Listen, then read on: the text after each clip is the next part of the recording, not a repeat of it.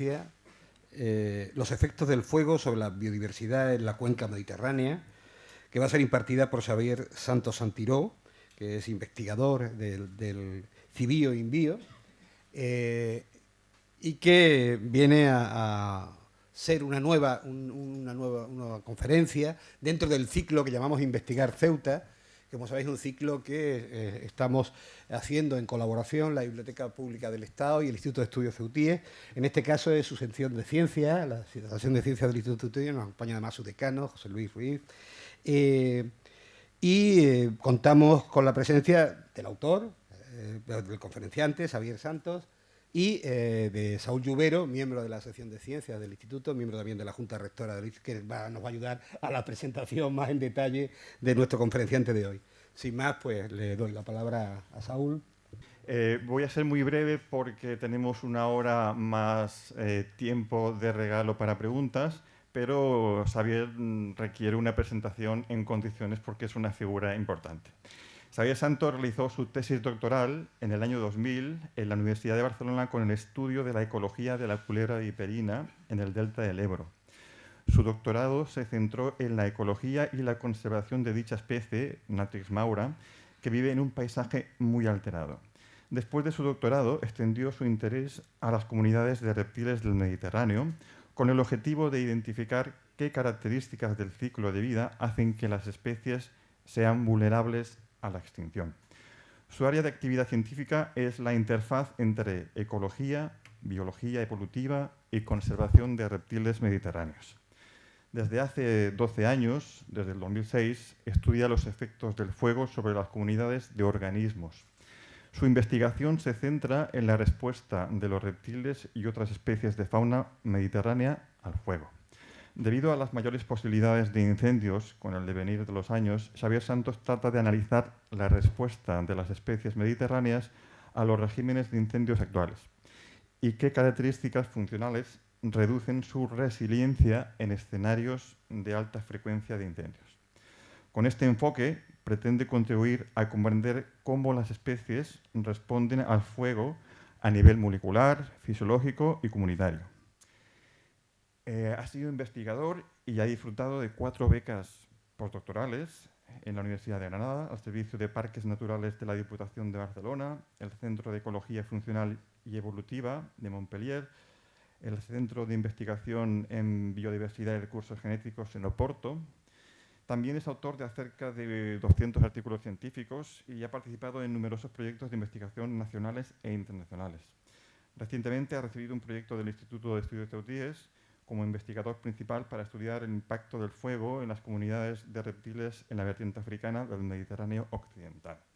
Y también ha participado en otro proyecto becado por el IEC, el Instituto de Estudios Ceutíes, sobre el impacto de los aljibes en reptiles y anfibios en zonas del norte de África.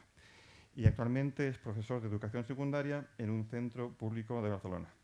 Y simplemente terminar recalcando que Xavier es una de las figuras dentro de la herpetología en España. Y todo tuyo, Javier. Podemos pensar que los incendios es un problema que tenemos en la península ibérica o en el Mediterráneo, ¿no? Pero realmente no es así. Este primer mapa nos muestra todas las zonas del planeta donde hay o ha habido incendios forestales. Y lo que podéis ver es que, excepto los polos, evidentemente, ¿vale? Y las zonas desérticas, en la mayoría de los sitios hay incendios forestales. Por tanto, los incendios es algo bastante común que ocurre en muchos sitios. Por tanto, tenemos que pensar...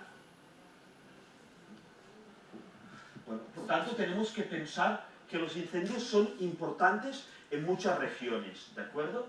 Ahora bien, lo primero que podemos preguntarnos al ver la extensión de los incendios es si todos los fuegos son iguales. Y no es así, no es así.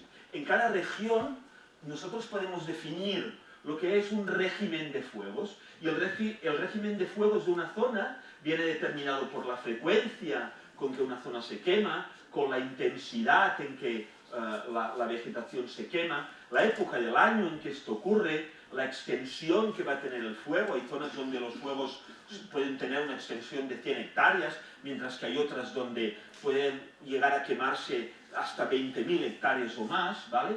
Y al final, una de las cosas que parece bastante importante es el tipo de fuego.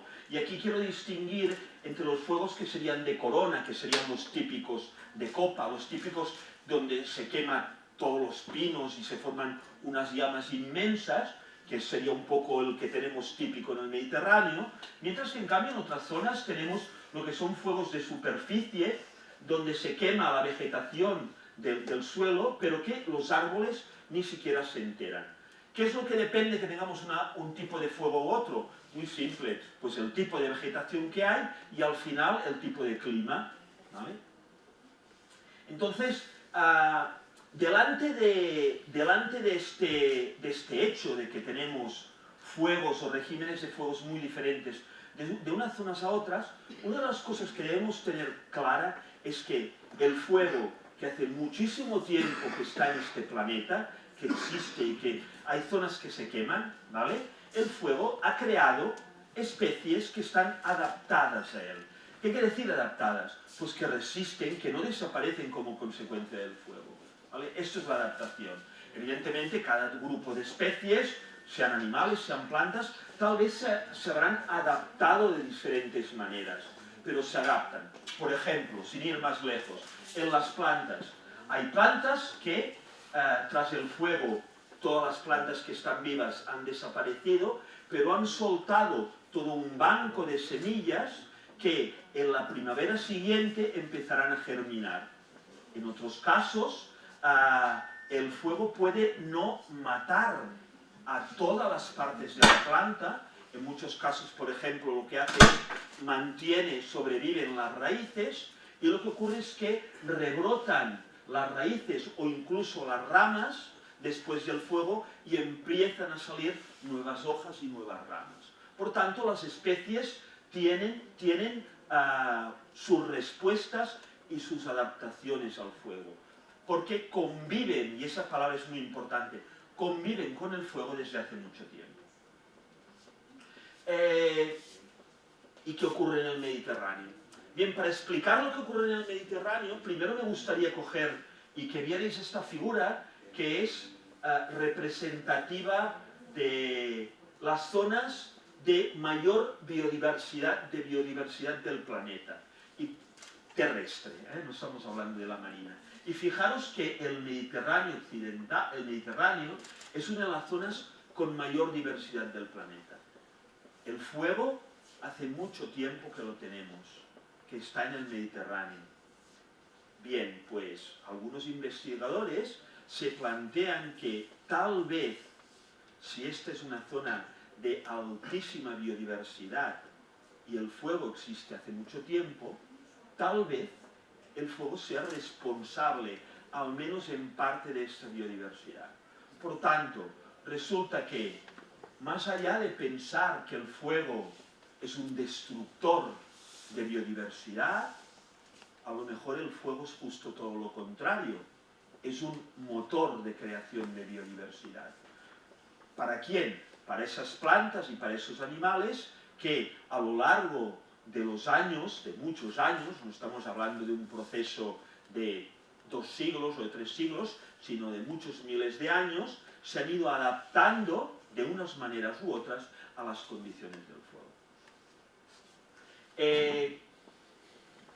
¿Qué ocurre cuando cambia este régimen de fuego del que estamos hablando? Bueno, nosotros hemos empezado un trabajo comparando el régimen de fuegos en toda esta zona que incluye desde Ceuta hasta todo el Rif occidental con Valencia. Comparamos los tipos de fuegos que había en unas zonas y las otras. Hicimos una comparación de muchos componentes. Entre otros componentes, lo que estuvimos es mirando cómo eran los fuegos aquí. Por ejemplo, esta imagen que tenéis aquí corresponde a los fuegos, a las zonas que han ardido durante muchos años, desde el año 88 hasta la actualidad. Vemos que hay épocas donde la cantidad de hectáreas ardidas son muy grandes, mientras que en otras épocas pues la cantidad de hectáreas no es tan grande. Pero en general nos encontramos con que el régimen de fuegos que hay en el Mediterráneo occidental, en esta zona, es de fuegos que se van produciendo en ciertos periodos y que tienen una extensión no demasiado grande, ¿vale? Pero entonces lo que hicimos fue comparar los fuegos de esta zona de África con los fuegos en Valencia. Y en Valencia lo que hicimos fue dividir las zonas quemadas en un periodo antes del año 1970 y después del año 1970. Y lo que vimos es que lo que ocurre en Ceuta y lo que ocurre en el Rif es parecido a lo que ocurría en la península ibérica, en Valencia, hasta el año 70. ¿Y por qué después han cambiado los fuegos? ¿Qué ocurría hasta el año 70? En la península ibérica, sobre todo, los fuegos eran muy pequeños hasta el año 1970. Apenas tenían unas 100, 200, el que más a lo mejor tenía 1000 hectáreas. Eran fuegos pequeñitos. ¿Y por qué? A partir del año 1970, por ejemplo, en Valencia, si alguno recuerda lo que ocurrió hace unos años, empezamos a encontrar fuegos inmensos de 10.000 hectáreas, de 20.000 hectáreas. ¿Es que ya no llueve tanto? ¿Es que las temperaturas son más elevadas? Ese no es el problema. El problema, ¿sabéis cuál es? El problema es que el paisaje rural, sobre todo en Valencia, en la península ibérica, se ha vaciado. Ha habido una migración desde el año 70, desde las zonas rurales hasta las ciudades, y el campo se ha abandonado. Ya no hay tanto ganado en nuestros campos, ya no hay tanta gente que vive del campo, ya no hay tanta gente que está utilizando la vegetación para hacer carbón, etcétera, etcétera, y este abandono, es decir, razones socioeconómicas, han hecho que poco a poco, cada vez tengamos incendios más grandes y más catastróficos. Por tanto, las causas de este cambio en el régimen de fuegos que tenemos en la península ibérica y en todo el Mediterráneo occidental somos los humanos. Nuestro cambio de hábitos ha hecho que abandonemos el campo, que abandonemos las casas rurales, que los campos de cultivo que antes estaban usados ahora sean colonizados cada vez más por el bosque. Pensar que en la península ibérica cada vez hay más bosque, y este bosque, digamos que abandonado, ¿vale?, puede en los años que son muy malos, muy poca humedad, mucho calor, mucho viento, producir las condiciones ideales para que se produzca un incendio, y entonces tenemos incendios catastróficos que pueden ser de 10.000 o incluso de 20.000 hectáreas. 20.000 hectáreas un incendio, tener en cuenta el que habéis tenido ahora en Ceuta, fueron 72 hectáreas. Un incendio de 20.000 hectáreas, o los incendios que hubo, por ejemplo, recientemente en Portugal, en Grecia, son incendios muchísimo mayores y evidentemente muy catastróficos. Los responsables, en gran parte, somos los humanos, ¿vale? Estamos cambiando este régimen de fuegos.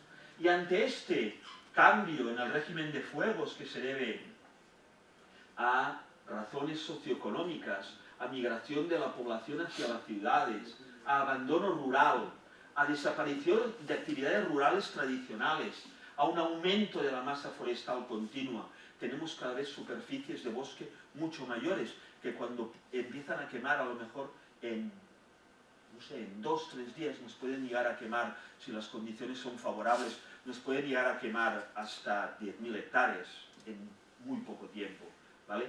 Más combustible en el bosque. ¿Qué quiere decir combustible? No me estoy refiriendo a gasolina. Para un fuego el combustible son las ramas, son las hojas secas.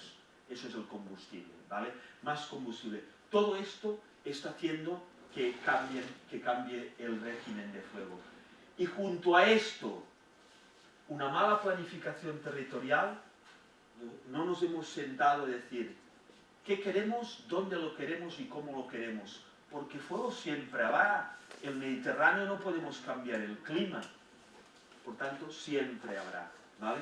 Por tanto, tenemos que plantearnos cómo planificar nuestro territorio, tenemos que poner las urbanizaciones, las ciudades, los pueblos que entran en el bosque, porque cuando queme, esas casas se van a destruir, ¿vale? Tenemos que planificarlo. Junto a esto, una política de supresión del fuego. ¿Qué quiere decir? Ahora empezaré a hablar de diversidad, pero yo primero os quiero plantear todas estas cosas. Nos pasamos, invertimos mucho dinero en evitar que se produzcan incendios. ¿De qué sirve esto? De que dejemos en el bosque todo el combustible, porque la hierba, las ramas secas se quedan allá. Cuando las condiciones son malas, ya no sirve de nada que estemos intentando evitar fuegos, porque se va a quemar todo el golpe. Por tanto, esta supresión de fuegos, de alguna manera, puede acabar afectando a que haya después macrofuegos muy grandes. Y luego, evidentemente, el cambio climático, menos lluvias, más temperatura, también nos favorecen que haya grandes macroincendios. Bien, en resumen, el fuego es una perturbación natural que modela nuestro paisaje, actúa como un filtro ecológico, de manera que las especies se van adaptando al fuego, ¿vale? Hay cambios socioeconómicos que están modificando el fuego y ante todo esto, nuestra pregunta, porque los científicos siempre empezamos nuestra investigación haciéndonos preguntas. Un científico que no se hace preguntas no va a tener bien enfocada su investigación. Siempre debemos hacernos preguntas. Mi pregunta, me la hice en el año 2005 y me ha llevado hasta hoy, es: ¿están preparadas las especies para responder a estos cambios en el régimen de fuegos en la cuenca mediterránea, que es donde yo trabajo? Y yo me he dedicado a intentar responder a esta pregunta durante tiempo. Lo que debemos tener en cuenta es que en el Mediterráneo, como llueve poco, debemos tener en cuenta que las cicatrices del fuego duran mucho tiempo. Esto es una zona donde yo estuve trabajando. En el año 2003 se produjo un incendio muy importante en el Parque Natural de Sant Llorenç del Munt. En el año 2007 tomé esta fotografía, bueno, lo he marcado para ayudar, pero fijaros que claramente la zona hasta donde llegó el fuego se ve perfectamente. Esta cicatriz durará tiempo, porque la vegetación se recupera en el ámbito mediterráneo lentamente, ¿vale?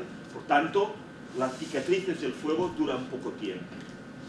Y por tanto, nosotros estudiamos cómo a lo largo del tiempo después del fuego se produce lo que llamamos una sucesión ecológica post-incendio. Y en este sentido, lo que encontramos es que a medida que la vegetación va cambiando, encontramos los colonizadores recientes, es decir, especies que ya llegan justo después o prácticamente al día siguiente del fuego. El otro día lo hablábamos, ¿no? Que habíais visto ya algunos insectos que habían llegado ya a las zonas quemadas justo al día siguiente de que se hubiera producido el incendio. Luego encontramos especies que colonizan las zonas quemadas cuando tenemos arbustos, etcétera, etcétera. Y luego tenemos algunas especies que colonizan las zonas cuando el bosque ya está maduro. Lo que no debemos pensar es que a los 2 meses de producirse un fuego ya vamos a tener otra vez lo mismo que teníamos antes. No, eso no es así. Sobre todo en las zonas secas el proceso es lento. Pero eso no quiere decir que no sea interesante observar cómo se está produciendo la recuperación. Claro, si nosotros pensamos, ay, ¿cuándo vamos a volver a tener el mismo aspecto en el monte, por ejemplo, el monte de la Tortuga, que el que teníamos antes del incendio? Tardará, ¿vale? Pero eso no quiere decir de que no sea interesante el tipo de especies que aparecerán antes, ¿vale? Porque a lo mejor incluso pueden ser más interesantes desde un punto de vista ecológico que las últimas. Bueno, nosotros estudiamos muchas cosas, por ejemplo, vemos qué especies aparecen, responden al fuego, ¿vale? Y estudiamos la respuesta funcional de las especies, la respuesta taxonómica. No me voy a alargar con esto porque deberíamos necesitar un poquito más de tiempo, pero para que os hagáis una idea, cuando nosotros estamos mirando una zona que se ha quemado, debemos pensar que sí que hay un montón de especies allá y por tanto esas especies puede ser interesante estudiarlas, pero es que estas especies no solamente están allá, tenemos un montón de especies en la zona, en un territorio cualquiera, pero es que estas especies están interactuando entre ellas, se están relacionando, unas se comen a otras viven en unos determinados sitios, unas se mueven andando, otras corriendo, unos son depredadores, otros son parásitos, unos son herbívoros, otros son carnívoros. Por tanto, cuando nosotros estudiamos la respuesta de la fauna al fuego, debemos tener en cuenta que todas estas especies interactúan. Y en todo este contexto debemos también tener en cuenta que el ser humano hemos hecho sobre las especies muchos cambios. Bueno, sobre todo las personas que son ya bastante mayores, ¿vale? Nos pueden ilustrar cómo el territorio ha ido cambiando a lo largo del tiempo. Esto es un ejemplo en Sant Llorenç Savall, en la provincia de Barcelona, pero nos encontraríamos en cualquier otro caso, seguro que encontraríamos cosas parecidas. Esta foto corresponde al pueblo a principios del siglo XX. Fijaros que no había ni un solo árbol. Recordáis que hubo en Francia el caso de una gran plaga sobre las viñas, que era la filoxera. Los españoles empezaron a plantar viñas para poder sustituir pues, el comercio que se había detenido en Francia, ¿vale? Y en algunas zonas lo pelaron absolutamente todo, ¿vale? Estaba todo aterrazado. Cuando se recuperó Francia, porque trajeron las raíces de las viñas de Estados Unidos, de América, pues el negocio en España se detuvo, no del todo, pero se detuvo, y entonces se convirtieron muchas terrazas de viña en bosques, ¿vale? Esto, por ejemplo, son los años 70, los años 80, 90, donde estaba lleno de pinos. En esta zona que se quemó, ahora vuelve a estar todo absolutamente pelado por un incendio muy importante que hubo en el año 2003. Por tanto, cambiamos nuestro territorio, a veces porque queremos, porque cambiamos el tipo de agricultura que hay, y otras veces lo cambiamos pues porque existen incendios forestales que pueden arrasar. En este caso, este incendio quemó 16.000 hectáreas. Y en este marco general que os he hablado hasta ahora, yo he realizado mi investigación desde el año 2005, todos estos son los puntos donde he estado trabajando y he intentado averiguar cómo respondía la fauna, sobre todo los reptiles, pero también he trabajado con anfibios. Los gasterópodos son los caracoles terrestres, himenópteros, que son sobre todo las hormigas, los heterópteros, que son los chinchos y otros grupos. Y he trabajado en toda una serie de rutas, en toda una serie de, sobre todo, espacios naturales. Entonces, yo lo que voy ahora a intentar es hacer de una manera un poco rápida y llana algunas preguntas y cómo yo he intentado responder a estas preguntas a lo largo de toda mi investigación. Una de las primeras preguntas que yo me hice fue: ¿los reptiles son favorecidos por el fuego? Esa es una pregunta importante. ¿El fuego los mata o los favorece? Bueno, entonces nosotros lo que hicimos fue, bueno, hemos hecho muchas cosas, hemos hecho mucho trabajo de campo, pero una de las cosas que se puede hacer es coger las maravillosas imágenes satélite que ahora están disponibles y que se pueden utilizar, compararlas, por ejemplo, entre dos periodos diferentes, por ejemplo, entre el año 1999 y el 2011, entre los cuales en esta zona, que es el Parque Nacional de Peneda Gerês, el único parque nacional que hay en el norte de Portugal, pues las comparamos, las transformamos en una serie de píxeles, cada uno de los cuales representa un tipo de hábitat diferente, y entonces lo que hicimos fue contar los píxeles, no a mano, sino con una máquina, ¿no? Y ver si el hábitat se había transformado. Y lo que vimos es que, como consecuencia del incendio forestal que hubo, el hábitat se había transformado y las zonas abiertas habían aumentado. Había más rocas, había más espacios desnudos de suelo, había, en definitiva, menos vegetación. ¿Y esto qué es lo que había hecho? Pues curiosísimo. Había hecho que esta especie, que seguramente si habéis andado por las zonas de vegetación, de bosque de Ceuta, seguramente la habréis visto. Este es la lagartija colilarga. Es probablemente en el noroeste de África y también en la península ibérica, sin duda, la especie más abundante de lagartija de todas. Si alguna vez vais por el monte y oís un ruido, seguro que es una lagartija y casi seguro será una de estas, ¿vale? Vive en todas partes. Bien, pues vive en todas partes que son zonas mediterráneas, ¿vale? Esta especie tan común nunca había estado en este parque nacional. Después del incendio lo encontramos. ¿Qué quiere decir esto?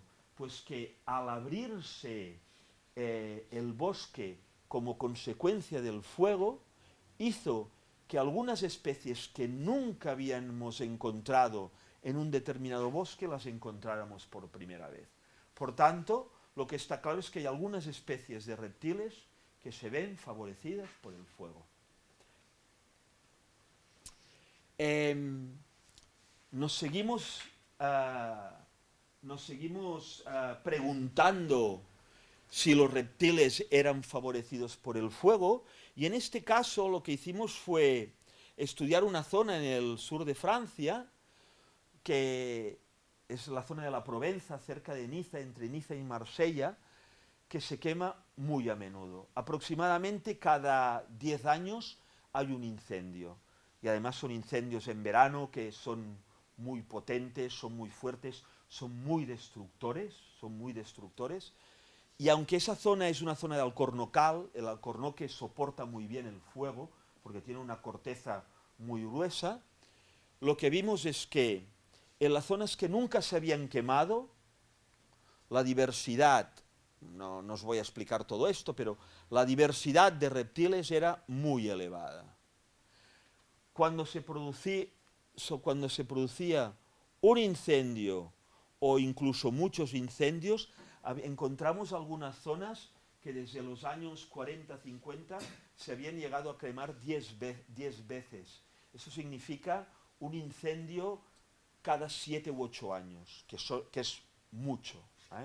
Bueno, pues cuando se producían los incendios en esta zona del sur de Francia, curiosamente la diversidad de reptiles disminuía mucho y el número de especies también disminuía mucho. Por tanto, encontramos una zona donde, a diferencia del norte de Portugal, en esta zona los incendios realmente eran muy malos para la diversidad de reptiles.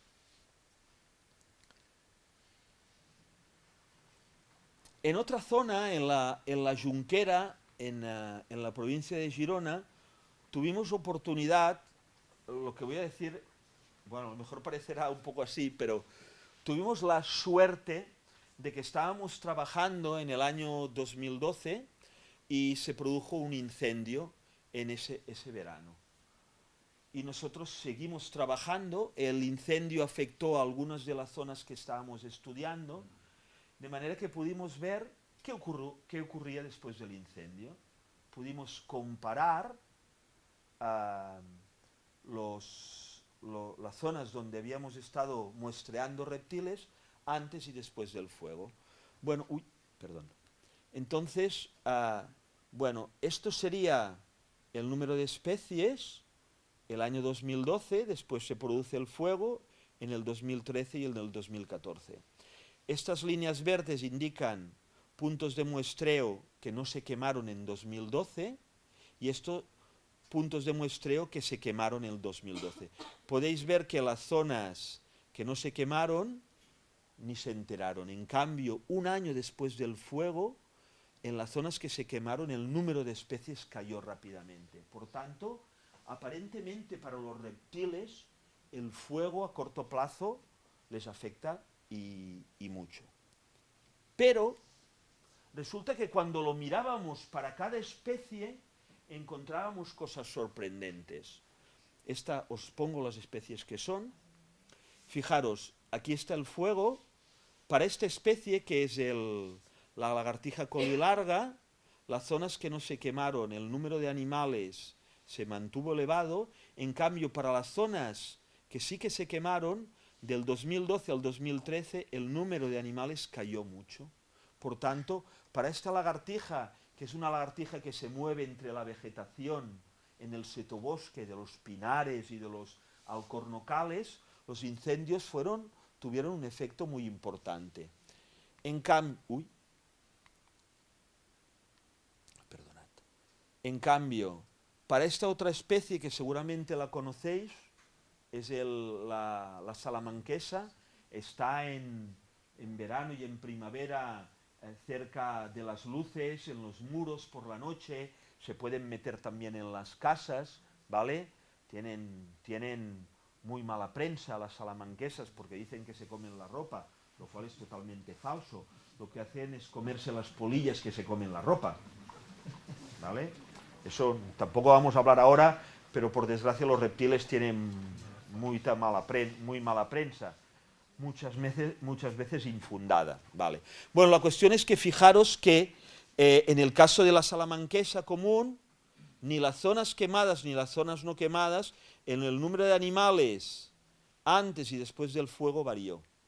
¿Por qué? ¿Por qué en una especie el fuego tiene un impacto tan grande y en cambio en otra especie no? Por el sitio donde vive.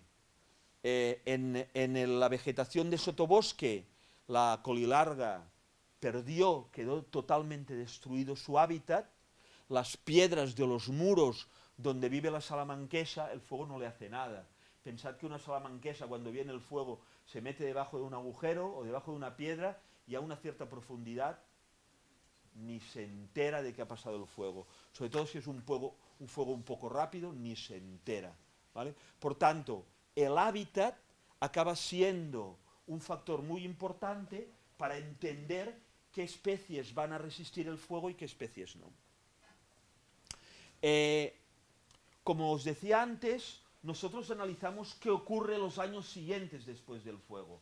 Bueno, yo tengo que deciros que yo no estoy durante 8 o 10 años yendo a los mismos sitios quemados. Lo que hago es decir, bueno, esta zona se quemó hace 5 años, esta se quemó hace 20, esta se ha quemado solamente hace 2, y entonces utilizo esto para ver cómo a lo largo del tiempo las comunidades de reptiles van evolucionando. Esto sería, time since fire sería tiempo después del fuego en años.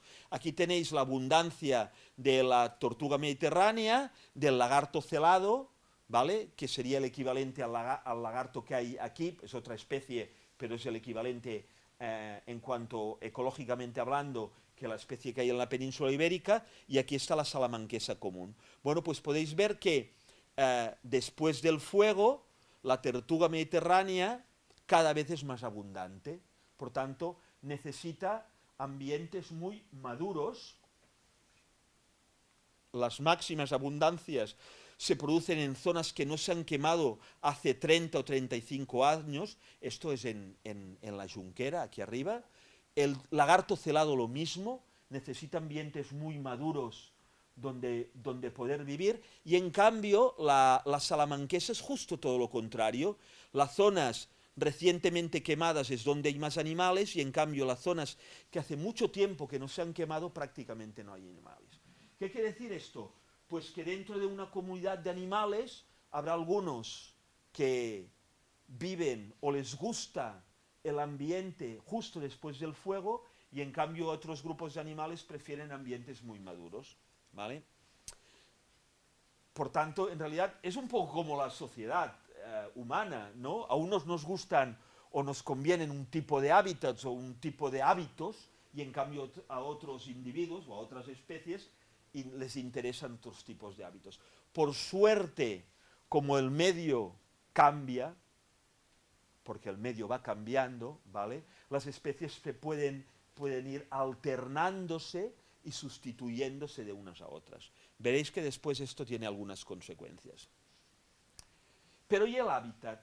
Bueno, este trabajo que os voy a presentar ahora es el que he hecho con mi estudiante de la Universidad de Tetuán, que está aquí, Ibrahim, y fue gracias a un proyecto del Instituto de Estudios Ceutíes, en el que también hemos estado prospectando los incendios del Monte La Tortuga que hubo hace unos años. Entonces, la mayoría de incendios que ocurren aquí se producen sobre pinares y sobre alcornocales. El alcornocal es un árbol, es un bosque nuestro, autóctono, nativo, bueno, lo llamamos de diferentes maneras. Además, el alcornoque, por sus cortezas, resiste muy bien el fuego. Prácticamente después de un incendio, el otoño siguiente al fuego, ya empiezan a rebrotar las ramas otra vez. Ni siquiera los árboles mueren, ¿vale? Mientras que el pino normalmente ha sido un árbol que nosotros hemos plantado, lo hemos plantado para luego obtener madera, que la hemos utilizado para muchas cosas, también nos ha servido para parar la erosión, ¿vale? Por tanto, tiene su utilidad, pero el pino queda totalmente destruido después del fuego. Entonces lo que hicimos fue mirar a ver si el alcornocal y el pinar eran igual de resilientes. ¿Qué quiere decir resiliente? Pues que se recuperaban rápidamente o lentamente después del fuego. Y lo que vimos, ahora no os lo voy a comentar esto, pero lo que vimos es que poco después de un incendio, los alcornocales volvían a estar igual que antes del fuego. Por tanto, eran muy resistentes, estaban muy bien adaptados al fuego, porque habían convivido con el fuego durante mucho tiempo. Mientras que en cambio los pinares, hasta que se recuperaban, pasaba muchísimo tiempo. Y con esta respuesta, los alcornocales son bosques más resilientes al fuego que los pinares, nos preguntamos qué ocurrirá con los reptiles, qué ocurrirá con la fauna. Bueno, pues lo que vimos es que igual que el alcornocal prácticamente se recupera rápidamente después del fuego, las comunidades de reptiles prácticamente ni se enteraban. Es decir, teníamos el mismo núcleo en los alcornocales, el mismo número de reptiles antes y después del fuego, el mismo número de especies antes y después del fuego, prácticamente. Y en los pinares, sorprendente. En los pinares nos encontramos que antes del fuego había muy pocos reptiles. Después del fuego, los pinares aumentaba muchísimo el número de reptiles. Por tanto, fijaros cómo en una zona donde tenemos un bosque artificial, la densidad de pinos es mucho mayor de lo que sería normal, encontramos que después del incendio la cantidad de reptiles aumenta muchísimo. ¿Por qué? Sabéis que los reptiles necesitan tomar el sol, como nosotros en la playa, pero ellos sí que lo necesitan de verdad para aumentar su temperatura corporal y para poder estar activos, ¿vale? Son ectotermos los reptiles. Bueno, pues dentro de un bosque, dentro de un pinar que está con una densidad muy grande, donde prácticamente no hay luz, ¿vale? No hay prácticamente nada, casi no hay reptiles. En el momento en que se produce el incendio, los reptiles colonizan muy rápidamente la zona. Por tanto, si yo tuviera que decir, en alguna ocasión el fuego va bien para los reptiles, sí, cuando se quema un pinar, sobre todo un pinar de repoblación. Y en un alcornocal, pues prácticamente no pasa nada, porque igual que el alcornoque y las otras plantas que viven en el alcornocal están adaptadas al fuego, los reptiles también. Por tanto, lo que ocurre es que el fuego dependerá de qué tipo de hábitat queme, que el impacto será uno u otro. Bueno, esta la salto. Sí. ¿Solo has trabajado con reptiles, Xavier? Pues no. Os voy a explicar ahora un estudio hecho con caracoles. Los caracoles son muy interesantes porque, como ya os imagináis, van muy lentos y por tanto en las zonas que se queman no podrán escapar cuando se quemen y encima la recolonización será relativamente lenta. Aquí hicimos un experimento, eso es una zona quemada que se quemó muy grande en el Parque Natural de Sant Llorenç, ese sería el límite del fuego, entonces hicimos unos transectos muestreando caracoles,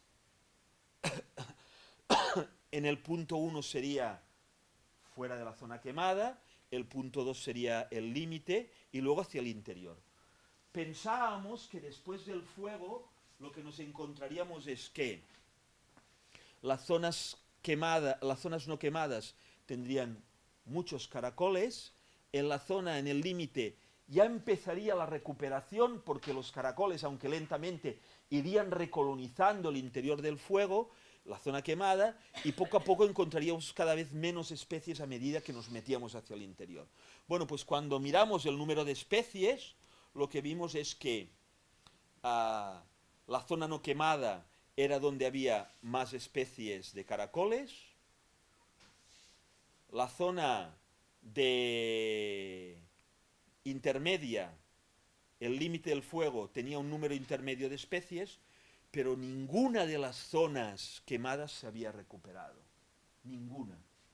Los caracoles, aparte de que son lentos, necesitan que el hábitat les genere cierta humedad para poder ellos recolonizar. Sabéis que los caracoles salen sobre todo en las horas de lluvia, por las noches, en las madrugadas húmedas. Si una zona quemada todavía no ha recuperado su vegetación mínimamente, los caracoles no van a poder recolonizar esa zona.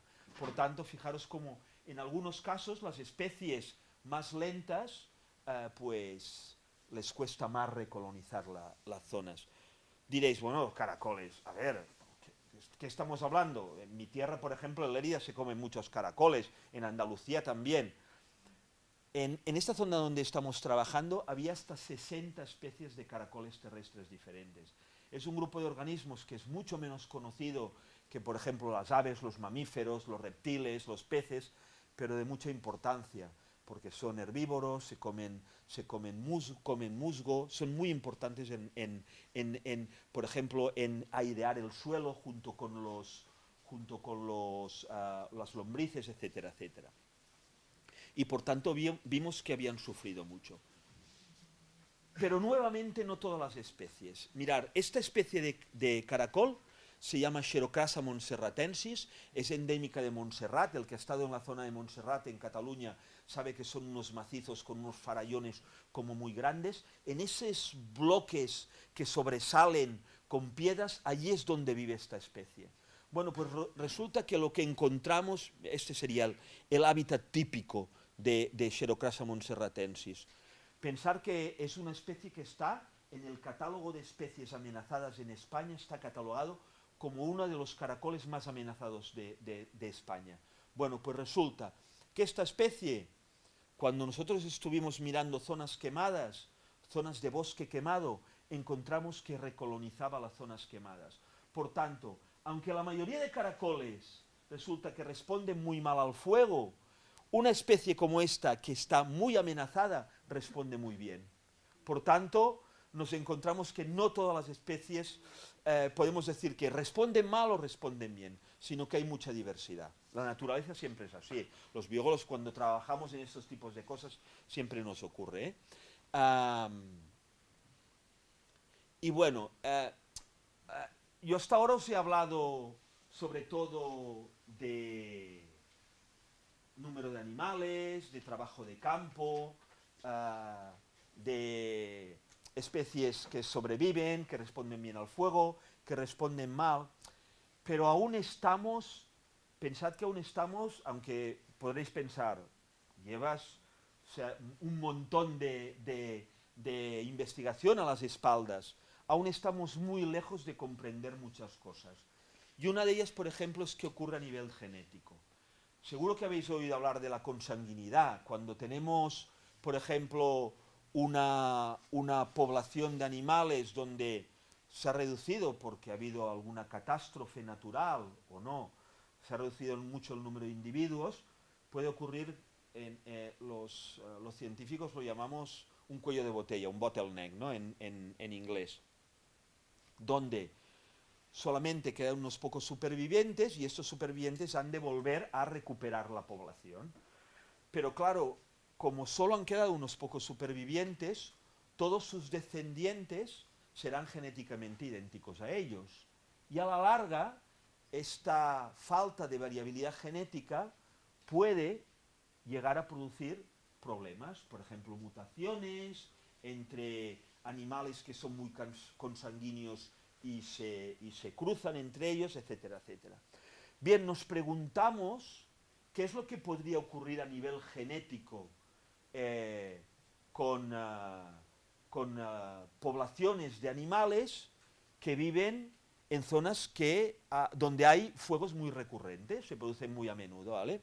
Y estudiamos en el norte de Portugal, donde os aseguro que es una de las zonas que más se queman de las que yo he visitado. Por muchas razones se queman muy a menudo.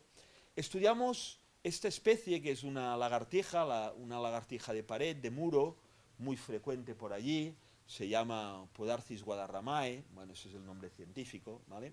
Entonces estudiamos estas 10 poblaciones que hay aquí, ¿vale? Donde había en algunos casos un número de incendios súper grande, 8 o 9 incendios habían llegado a acumularse en los últimos 40, 50 años, o sea, eso es una barbaridad, eso significa un incendio cada 4 o 5 años, o sea que es muchísimo. Claro, podréis pensar, ¿y por qué se quema tanto? El norte de Portugal, pensad que es como Galicia, llueve muchísimo. Entonces, ¿qué ocurre? Que la recuperación de la vegetación es muy rápida, pero hay muchos incendios provocados, entre otras cosas provocan incendios para tener pasto fresco para el ganado, porque allí hay mucho ganado, hay varias razas de vacas autóctonas, entonces lo queman muy a menudo, a veces se les va la mano y ocurren los incendios y las catástrofes de las cuales ya habéis oído hablar, desgraciadamente, ¿no? Por tanto, hay muchísimos incendios. Entonces, lo que hicimos fue estudiar con un marcador genético, los microsatélites, ver si había variabilidad genética en estas poblaciones. Entonces, nosotros, ¿qué es lo que pensábamos? Pensábamos lo siguiente: incendio, mueren la mayoría de las lagartijas. Las pocas que sobreviven van a tener a lo mejor 4 o 5 años para recuperarse. Y a los 4 o 5 años otro incendio. Volverán a quedar solamente 4 o 5 lagartijas. Y se recuperarán, volverán a crear otra población y otro incendio. Y así continuamente. Con lo cual, poco a poco, lo que nosotros pensamos es que la variabilidad genética se habría reducido, porque con cada incendio habría mucha mortalidad y recuperación a partir de unos pocos animales. ¿Y qué es lo que vimos? Justo todo lo contrario. O sea, cuantos más incendios, las poblaciones, estas son las poblaciones que nosotros hemos estado estudiando, cuantos más incendios, la variabilidad genética cada vez mayor. Claro, no sé, eso en ciencia ocurre a veces, que nosotros esperábamos ver realmente un efecto muy negativo a nivel genético sobre las poblaciones de reptiles y nos encontrábamos justo todo lo contrario, que para esta especie el fuego le iba bien. De hecho, cuando íbamos a buscar lagartijas a algunas de las zonas que se habían quemado hasta 7, 8, 9 veces, pensad que había una cantidad de lagartijas brutal, brutal. Y claro, decías, bueno, ¿esto cómo puede ser? que haya tantas lagartijas, será porque el ambiente les es muy favorable, mucho sol, poca vegetación, efectivamente, pero es que a nivel genético también les iba muy bien, lo cual significa que realmente, al menos para esta especie, a nivel poblacional, pero tampoco a nivel genético, les van nada mal los incendios, ¿vale? Eso no quiere decir que a lo mejor para otras especies les fuera bien. Y al contrario, en zonas donde hacía mucho que no había ningún incendio, hemos trabajado en zonas donde hacía 30, 40 años que no había ningún incendio, ¿vale? Algunas zonas muy bien conservadas del norte de Portugal, donde no había habido ningún incendio. La variabilidad genética era muy pequeña, por tanto había mucha consanguinidad. Por tanto, justo todo lo contrario. En ciencia a veces ocurre esto. Tú haces una predicción, te haces una pregunta y al final resulta que tus resultados son justo lo contrario de lo que tú esperarías que ocurriera. Bien, las conclusiones que os voy a dar ahora, bueno, son algunas de las conclusiones a las que yo he llegado a lo largo de estos, pues, 12, 13 años de investigación.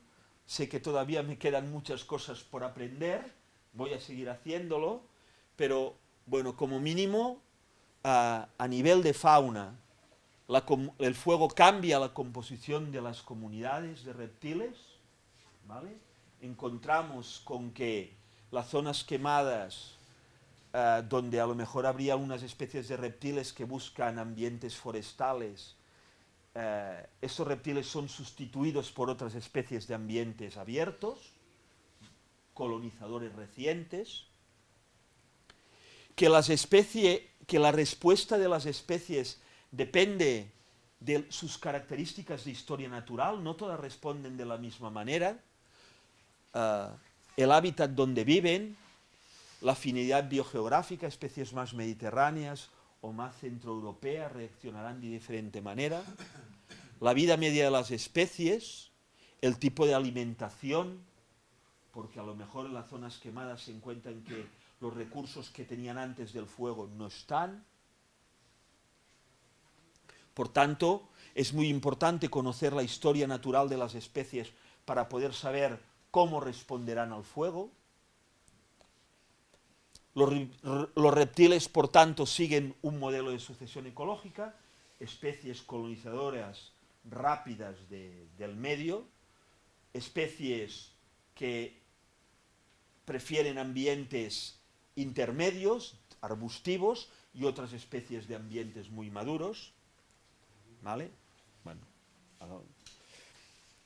y ante esta situación yo me planteo, evidentemente yo no soy el único que se lo plantea, pero nos planteamos si puede existir un fenómeno que se llama la pirodiversidad.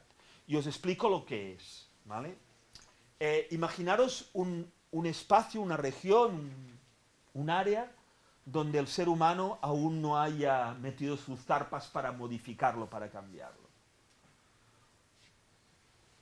Se puede quemar, ¿vale? Por azar, sobre todo por los rayos, ¿no? Las tormentas se pueden quemar, ¿no? Y evidentemente vamos a imaginarnos que no hay bomberos para poder ir a apagarlos, ni tenemos torres de vigilancia para poder ver una columna de humo. Por tanto, se apagará cuando se quiera apagar. Vamos a imaginar esa situación. Bueno, pues imaginemos esta zona, ¿vale? ¿Qué es lo que encontraremos? Pues seguramente encontraremos sitios que se han quemado recientemente, habrá otra mancha que a lo mejor se ha quemado 5 veces en los últimos 20 años, a lo mejor una ladera que da hacia el sol y que por tanto se ha quemado muchas veces, ¿vale? Otra zona que a lo mejor ahora hace 10 años que no se ha quemado, otra zona que se ha quemado hace 4 años, es decir, tendremos entre esa mancha de zona donde el ser humano no le ha afectado, encontraremos diversidad de situaciones. Y si encontramos diferentes situaciones, la fauna que habrá en cada uno de estos sitios también será diferente. Las zonas que se han quemado muchas veces, a lo mejor tendrá fauna que le gusta los ambientes abiertos. La zona donde hay bosques que a lo mejor no se han quemado hace 20 años, encontraremos fauna que necesita ambientes muy húmedos, etcétera, etcétera. Por tanto, el fuego nos ha creado diversidad.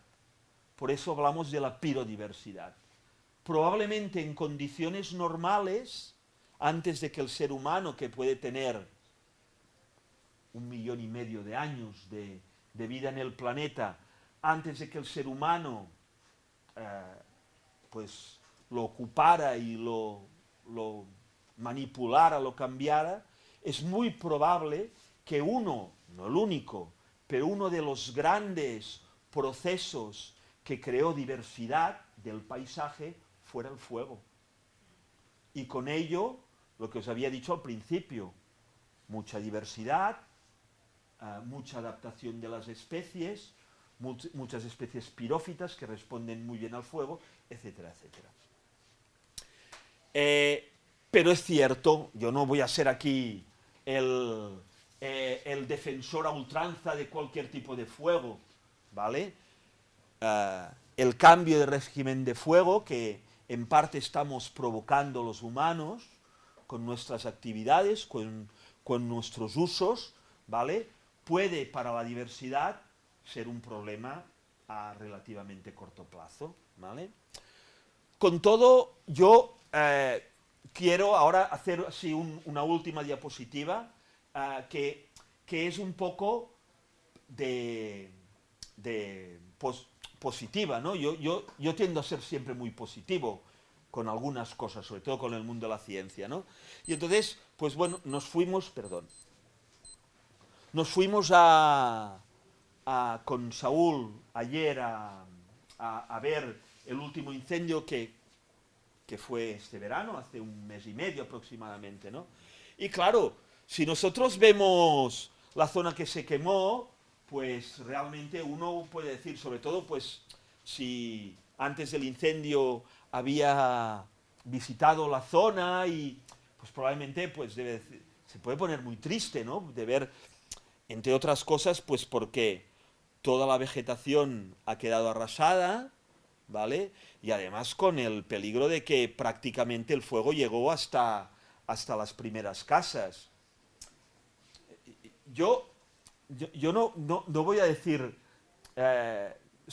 quiero hacer un comentario solamente. A ver, para mí el fuego, en primer lugar, cuando mata personas, muchas veces bomberos, o yo conozco casos de incendios que han matado personas. Bueno, Portugal hace recientemente, pero incendios más cercanos, ¿no? Eso es lo primero, ¿no? Sin duda, la pérdida de vidas humanas es que es irreemplazable, ¿no? Y en segundo lugar, pues la destrucción de los bienes humanos, ¿no? Las casas, los campos de cultivo, etcétera, etcétera. Pero es que resulta que muchas veces nosotros no estamos dejando margen entre el bosque y nuestras ciudades, nuestros pueblos. O sea, la gracia de tener una casita en el monte rodeada de árboles, pues tiene sus peligros. Tiene sus peligros, ¿vale? Entonces, si nosotros pensamos que no pasará nada, nos equivocamos, porque muchas veces los árboles que ponemos, los árboles que hay, son muy inflamables, pinos, por ejemplo, eucaliptus, etcétera, etcétera. Y por tanto, a ver, sí, el fuego es el destructor, pero es que nosotros nos hemos acercado demasiado al límite del bosque como para marcar un poquito de seguridad, ¿vale? Pero bueno, sin duda, pues el fuego es destructor y la vista inmediata después del fuego es realmente da pena, ¿no? Pero vamos a fijarnos con un poquito más de detalle. Esto es en el mismo sitio, ¿eh? Esto es en el mismo sitio. Esto es es un brezo, y esto es el pistacho. Vamos a ver. Ay, perdón, el pistacho, el palmito, perdonad, el palmito, ya estoy un poco cansado. El palmito. Vamos a ver, ¿qué ha ocurrido? No ha pasado ni un mes, o un mes y pico. Durante este mes y pico me confirmó Saúl que no había llovido más que un día. Es decir, o 2 días, y ha sido recientemente. ¿Qué ha ocurrido? Pues que las plantas están adaptadas al fuego y tienen sus recursos para responder. Especialmente el palmito. Fijaos cómo es verdad que las hojas han muerto, se han quedado carbonizadas, pero es que incluso los troncos han sobrevivido y de los mismos troncos ya han salido nuevas plantas. No nos olvidemos que las ashes me sale,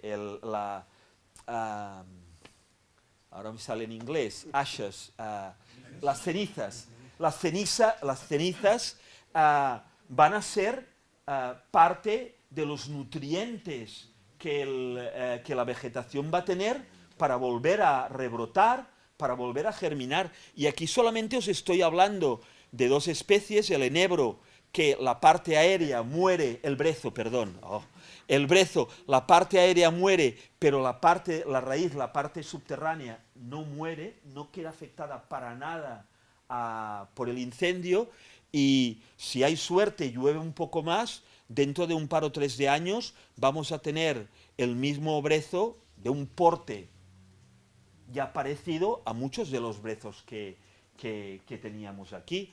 Y eso solo es el principio, porque en primavera todas las plantas que han muerto, pero que a lo largo de estos años antes del fuego han ido soltando sus semillas, esas semillas van a empezar a germinar y esto va a estar completamente lleno de plantas.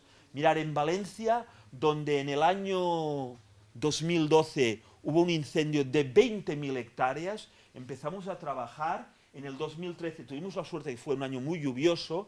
Un compañero nuestro de la Universidad de Valencia, que trabaja en vegetación en plantas, dijo: he visto florecer algunas plantas que hacía muchos años que no veía florecer aquí.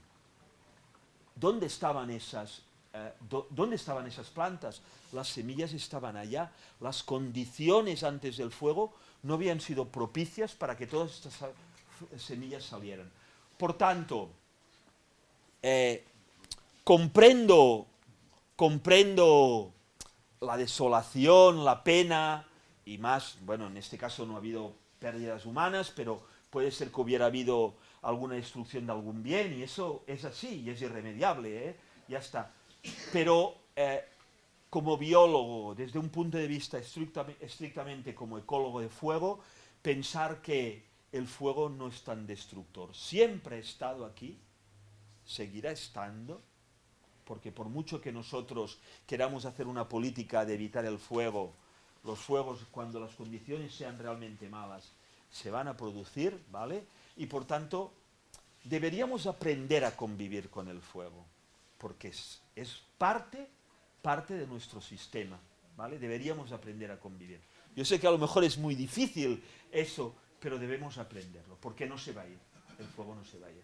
Bueno, ya está. Yo espero que no haya sido como muy rollo la charla.